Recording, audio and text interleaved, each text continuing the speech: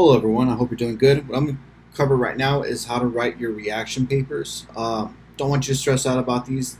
Uh, you've pretty much been writing little small reaction papers the last couple of weeks. Your discussion boards, your weekly reading reflections. Essentially what you've been doing with these is learning how to apply concepts and theories from the course to social phenomena, whether it's personal accounts that you're connecting these theories or concepts to, or if it's the videos that we've been watching. So the reaction paper is essentially just a more involved version of the things that we've already been doing in the course. Okay, so the film that we're going to watch is called San Francisco 2.0. Okay, the film is available on HBO if you have access to HBO, and it is also available on YouTube. And I have provided the link for the film. Okay, the film's about, I believe, an hour. And I think the film does a really good job of covering a lot of the concepts or demonstrating a lot of the concepts that we've kind of covered already. Okay, socialization's there, enemies there, Marxist alienation. I mean, all the theories that we've talked about, everything we've covered, you can apply to this documentary. Okay, and then especially with the chapter 9, the inequalities within the United States, a lot of those concepts will also apply to this film. That's why I wanted you to cover. That's why I wanted to cover chapter 9 first, so we can go ahead and actually write one of these papers. Okay, so let's just go over how to actually write the paper. So it's pretty straightforward. What I want you to do is just follow these sections for the paper. An introduction to the film, nothing crazy, should be about a paragraph. Okay, just explain what the film's about, nice and short and sweet. Okay, shouldn't be a one-page introduction. Please do not write a one-page introduction. I've had students write those where it's like a page and a half, and what happens is they end up putting a lot of information into that introduction that they could have used in other sections of the paper, and they lose points. So please do not write me a 1.5 page introduction. It should be about a paragraph, give or take. Okay. For the second part of your paper, you will choose one of the three sociological paradigms. So at this, you're looking at functionalism, conflict theory, or symbolic interactionism. Okay, you're going to choose one of those theories and apply it to the film. Okay, so when you do this, what I would like for you to do is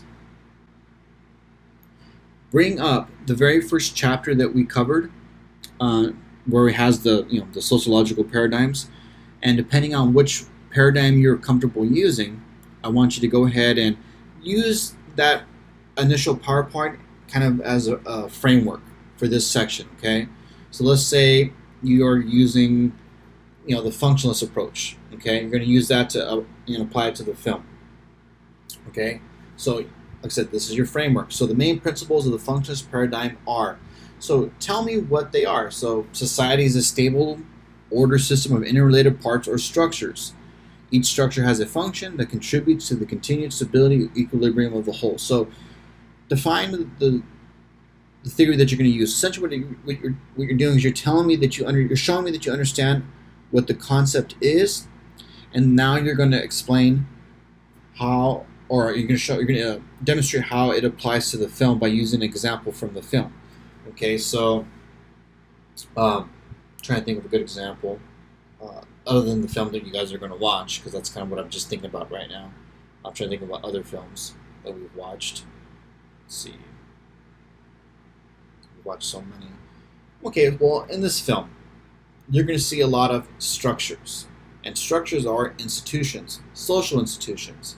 Okay, so tell me that. Tell me that society is a living organism, and that each institution provides a service or function that helps to maintain the continued stability of of the whole.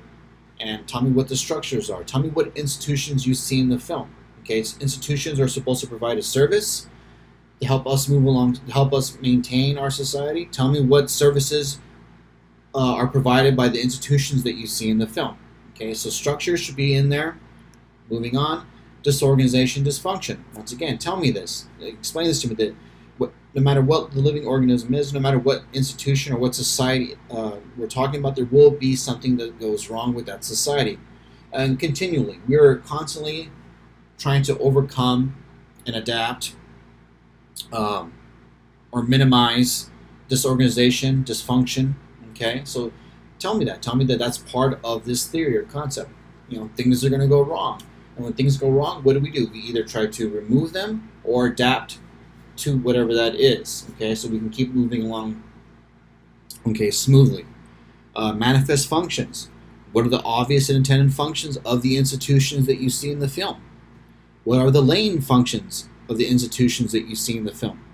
Okay, so for your section 2, you should use this PowerPoint as a framework. Okay, so if you're not exactly sure what to write about or how to go about it, just use this. So tell me about it, the institutions that you see. What services do they provide? Do they provide them? Yes. Do they not provide them? Why not? And how does that create an issue within society, which leads to disorganization, dysfunction? What are the manifest functions of those systems or institutions? Okay, what are the latent functions? Okay, so like I said, use this PowerPoint as your framework for section 2. Okay, now that section 2 is covered, section 3 is really going to be exactly what you guys have been doing for the last couple of weeks now. Relate the importance of one of the movie to concepts or readings discussed in the class. So this portion should include at least 2 concepts or arguments from class readings to talk about the sociological relevance of the film. So ask yourself, why is this relevant to sociology or a sociology course? And please put the concept in bold font the first time you use it, so I understand which concepts you're using. And like I said before, you guys will have a lot to write about. Socialization, the chapter 5, socialization, there's a lot in there that apply to this film. Chapter 9, income inequality in the United States. That's you'll have plenty of examples to use, or from the film to use for your paper. Okay, and then the 4th section will be a combination essentially of just questions. Okay, so please answer these with a combination of your informed opinions as well as backed up by class or other peer-reviewed materials, if you want. So pretty much what this last section is just you answering questions about the film. Okay, now the book didn't cover this concept, but this film is all about gentrification. Okay, now gentrification it's not just one. The thing with gentrification, it's not just one concept that stands alone. Gentrification is a result of a bunch of other social issues or phenomena that kind of lead into gentrification. And there's a long history of things that have happened that led to gentrification. Okay, so you have the historical context of gentrification. So let's just I want to go over what gentrification is briefly, just so you understand it before you start watching the film. And the film does a pretty good job of explaining what gentrification is. But just in case you're not familiar with it, we'll talk about it briefly. Okay, and gentrification, generally, is the arrival of what some would consider wealthy or more affluent residents entering an urban area, so a city or a particular area that is big. I'd argue would be considered working class, blue collar, or poor. Okay, and these urban areas are usually areas that have been neglected by the city, by the state, by the government. So these areas are run down. Okay, and we've seen a lot of gentrification within Southern California, Northern California as well. Like in San Francisco, some would argue is like ground zero for gentrification. Okay, if you've ever traveled to San Francisco, especially recently, in the last couple of years, the San Francisco that you've seen is nothing like the San Francisco, that existed 20, 30 years ago, 40 years ago. Okay, so this is a very important concept. Like I said, in Southern California, we have seen a lot of gentrification within Santa Ana, certain parts of Fullerton, definitely lots of parts of LA have been gentrified. And like I said, what gentrification is really taking an area. This is my interpretation, because some people, will argue what it is and what it isn't, as far as pros and cons, and we'll kind of get into that. But really, for me, what it is taking a particular area that is blue collar, working class, and poor, and bringing that community up to the standards of a middle class uh, lifestyle. Okay, so it's taking working class environment and making it a middle class environment. Okay, and everything that goes along with it. Okay, so if you're going to go ahead and raise a working and middle class, a working and blue collar environment up to a middle class environment as far as status, what's going to happen is you're going to displace a lot of people, because a lot of people that are working class are not going to be able to maintain a residence in an area that is now middle class or upper middle class. Okay, so like I said, if you look at Santa Ana or downtown Santa as an example, okay, downtown Santa Ana was for a long time a very that particular area is working class, blue collar, and it is still working class and blue collar, in my opinion. But what you're seeing now is shops that cater to working class and blue collar residents being pushed out, rents are being raised. You have an influx of individuals with, money, means coming in and purchasing homes, establishing businesses that cater to individuals that have more money. So Santa Ana is a good example of that. Okay, so some would argue that gentrification negatively impacts a community. Some by displacement. What I mean by displacement, essentially people can no longer afford to live in the areas that are being gentrified, so they have to move out to find cheaper or places that are cheaper to live in. Okay, so some people argue this is a good thing. Some people argue it's a bad thing. Just an example of it being a good thing. Like I said, I'm just trying to make an argument for it. If your parents, let's just say example, say if your parents bought a house in Santa Ana in the 1970s or the 1980s or even the 1990s, okay, they bought a house in a blue collar, working class neighborhood, and that neighborhood now is being gentrified. What will happen is the house is going to go up in value, in some cases considerably. So now your parents have a lot more equity in the home, so your parents can live off that. That could be their retirement. That could be money they can use to fix the home. That could be money they can use to do other things. So if you own a property in an area that's being gentrified, it can be definitely seen as a good thing for those people who own it. I have friends that live in Venice Beach, or their families have lived in Venice Beach for like 40 years. So one of my friends, his family, own a house in Venice Beach, and it's like a couple blocks away from the beach itself. And like I said, they've been there for decades. And that house now is worth almost $1 million some dollars. It's something ridiculous. Okay, so that area in Venice Beach is being gentrified. So like I said, gentrification is a very tricky thing. Some people argue it's a good thing. Some people argue it's a bad thing. And it really depends on what side of the fence you're on. Okay, so that's kind of an example of what gentrification is, or a very brief explanation of what gentrification is.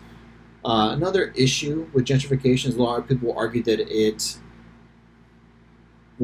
does displace existing members of the community, but also what it does is it changes the environment culturally. Okay, so it gets rid of a lot of the cultural. Essentially, what it does is it changes the demographics of a particular area. Okay, so that's what gentrification is in a nutshell. Okay, like I said, the film does cover gentrification. The film San Francisco 2.0 is really about gentrification. That's the focal point of it. But like I said, there's a whole lot more going on there, and that's where you guys will be able to apply other course concepts. Okay. So for your questions, like I said, these questions you just answer them. Okay. There's no right, there's no wrong answer. Just answer these questions because they're worth 8 points. Okay. So you get 8 points just for answering these questions. So when you hear the word gentrification, what comes to mind? Like some people, when they hear gentrification, it's a good thing. For some people, it's a bad thing. It all depends. Based on the film, would you argue that gentrification has been a positive or has a positive or negative impact? Or both in terms of neighborhoods and communities within San Francisco? Explain your answer. Once again, very simple question to answer. I'm looking for your opinions. What happens to established residents and communities that are gentrified? Cite at least 2 specific examples from the film. The film has plenty of examples. And what role does race, ethnicity, culture, and class play in gentrification? Okay, so depending on how you fall as far as race, your ethnicity, what culture, class, how much money you have, how much money you don't have, even age would be a variable within this film. Okay, how does that play a factor in the lives of the people in this film? And what is one thing you would change, if anything, about gentrification to make it more of a positive force for communities? Okay, so some people argue there is ways to gentrify and still allow for both parties that are, individuals that are, what I would argue, longtime residents of a particular area that's being gentrified, and new residents to kind of come together and meet in the middle. And there's some ways for this to happen. Okay, so like I said, just answer the questions, and that's it. 8 points for that. Okay. Right, here's the breakdown of the points, what each section is worth. Like I said, the introduction, the first section is worth 5 points. Section 2 is going to be worth 10. Section 3 will be worth 10. Section 4, which is the questions, will be worth 8. Grammar, formatting. As far as the formatting, I'm not really concerned about the formatting in the sense that I'm not tying you down to MLA or ASA or APA. Essentially, just format the paper in one of those ways so that it flows. Okay, that's really what I'm concerned about. I'm not looking to take points away for formatting or grammar. Like I said, just as long as the paper flows and it makes sense. Okay, if I have to read your paper and I don't understand where one thought starts and one ends, and it kind of just bleeds into one paragraph bleeds into the other, or just be aware of that. Okay, like I said, I'm not trying to take a lot of points away from that. I'm more concerned about you showing me that you understand these theories and concepts and you can apply them. So, like I said, please just be aware. Be aware of that I will look at it, but I'm not chopping your legs off as far as points are concerned for that. Okay, but section 2 and section 3 I will. Okay, I'm looking for you guys to show me that you understand what these theories and concepts are, and then you can apply them. Now remember, when you're applying these theories and concepts, I want you to explain what these theories and concepts are. Show me that at least show me that you understand what they are, define them, and then apply them to the film. Okay. I'm not knocking off points. I'm not concerned whether or not you view the topics in the film the same way that I do. So essentially what I'm saying with that is you can choose a theory or concept and apply it in a way that I wouldn't apply it. Okay, that's fine. Actually, I kind of actually like that, because what that does is shows me that you guys will look at things differently than me, and sometimes you guys will apply theories or concepts in such a way that I never thought of. Okay, and I find that actually kind of fascinating, is that you guys have experiences that you bring to the table, you view things differently than me, and you apply concepts and theories differently than me. So I'm not really looking for you to apply the theories and concepts the way that I would. I'm just looking to see that you understand the theories and concepts and apply them. Okay, like I said, there's no right or wrong answer as far as how you apply the concepts. Okay, just show me that you know how to do that, or that you can do that, and as long as you're able to do that, you're good for the papers. Okay, no problems. All right, so like I said, total 35 points. Really for section 2 and 3, don't skimp on those. Okay, use the PowerPoints for section 2 as your framework, and choose those concepts. Okay, those 2 concepts, and really work them. Okay, there's a lot of concepts, even just chapter 9, that you can use for section 3. Okay. All right, so that's the paper. I believe you guys have until the 19th to go ahead and get the papers done. So if you want to get started on the papers, if you have an outline, or if you have any questions about the paper, and you want to go ahead and do like a rough draft and send that to me, I will be more than happy to go over rough drafts with you. Okay, I can go leave comments on the So if you want to do that, please go ahead and do that, and that way we can go ahead and get those papers squared away. So like I said, if you want to send me a rough draft to review before you submit your final copy, please go ahead and do that. Okay. Right. If you have any other questions, issues, or concerns, go ahead and shoot me a message. I prefer Canvas messages, because Canvas messages show up when I'm working in Canvas.